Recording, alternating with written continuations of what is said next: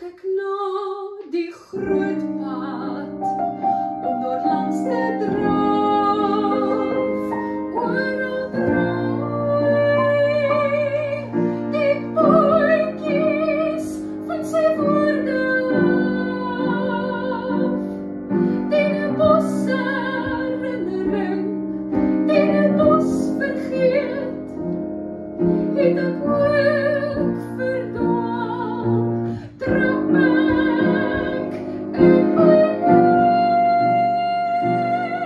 papegaai, bont ego, keer op my, tot ek weer bedroog, die kom gauw kry. Ego is geen antwoord hy alom. Bitter bessie dagbreek, bitter bessie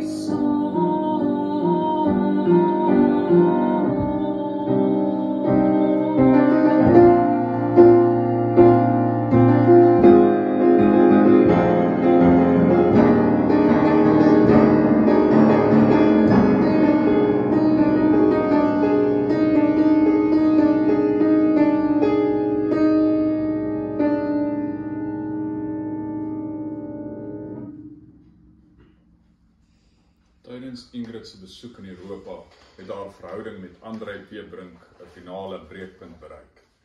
Met haar terugkoms in Suid-Afrika het Jack Cope haar kil behandel nadat hy uitgevind het dat Ingrid in 'n hospitaal in Parys behandel was vir depressie nadat Andrei die verhouding tussen hulle verbreek het. Al wat Ingrid kon doen was om haar toe te sluit in haar digterskap.